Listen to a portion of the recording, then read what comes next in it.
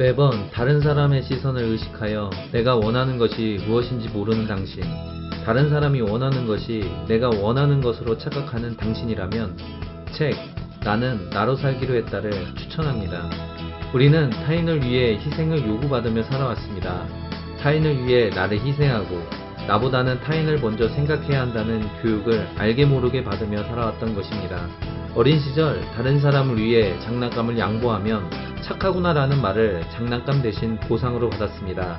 사실 칭찬보다는 장난감을 가지고 노는 것이 훨씬 좋은데도 불구하고 칭찬과 장난감을 교환한 것입니다.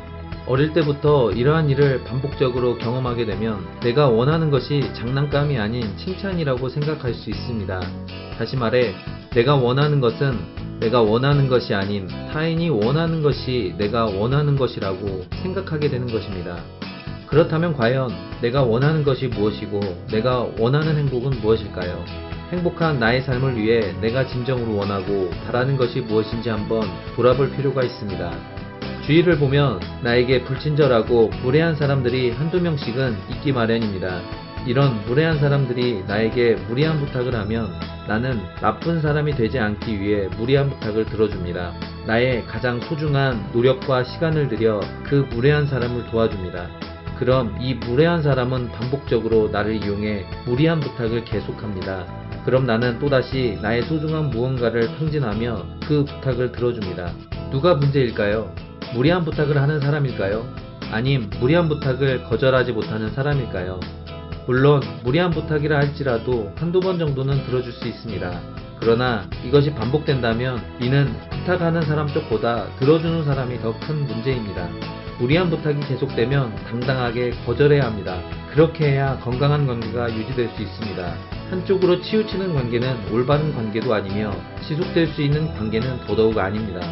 또한 이러한 사람들에게 잘 보이려고 노력할 필요도 없고 이러한 사람의 평가에 신경 쓸 필요도 없습니다. 너는 그렇게 내 마음대로 생각해 라는 식의 담대함이 필요합니다. 신경 쓰지 말아야 할 사람의 평가에 너무 휘둘려 나는 왜 이럴까?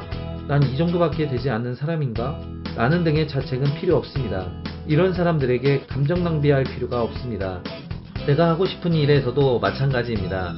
내가 하고 싶은 일이 누구나가 살아왔던 패턴의 일이라면 그 누구도 반대하지 않고 적극적으로 지지해주지만 기존의 삶의 방식과 다른 패턴이라면 큰일이 날 것 같이 반대하는 경우가 있습니다.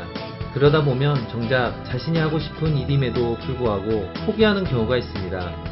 오히려 다른 사람이 좋다라고 하는 일, 자신과 무관한 일을 하는 경우가 있습니다. 우린 돌아봐야 합니다. 내가 원하는 삶인지 타인이 원하는 삶인지 잘 생각해봐야 합니다. 나의 삶은 내가 책임져야 하는 나의 삶입니다. 타인이 책임져 줄 수 있는 타인의 삶이 아닙니다. 그러기에 내가 원하는 일이라면 다른 사람 신경 쓸 것 없이 하면 되는 것입니다. 다른 사람을 신경 쓰다 정작 자신이 원하는 일을 하지 못하는 일은 없어야 합니다. 나의 삶에 있어 가장 중요한 것은 나 자신입니다. 나 자신의 소중함을 알았다면 타인도 소중하다는 것을 알아야 합니다. 나의 삶을 타인으로부터 침해받지 않기 원한다면 나 역시 타인의 삶을 침해해서는 안 됩니다. 다들 관심 끄고 자기만 생각하며 살라는 말이 아닙니다. 사람은 구조적으로 관계에서 큰 행복을 느끼기 마련입니다. 타인이 나를 인정해줄 때, 타인이 나를 사랑해줄 때, 타인이 나를 배려해줄 때 이런 관계에서 행복을 느끼게 되어 있습니다. 여기에서 침해하지 말라는 것은 걱정을 가장한 타인에 대한 저평가입니다. 내가 함부로 저평가 받는 것을 원하지 않듯 상대도 저평가 받는 것을 원하지 않습니다. 내가 받기 싫은 것을 상대에게 주지 말고 내가 받고 싶은 것을 상대에게 주면 서로의 관계는 건강해질 수 있습니다. 사회도 마찬가지입니다. 더욱더 아름다운 사회를 꿈꾼다면 남들이 만들어주길 바라기보다 내가 사회에 먼저 행동해줘야 합니다.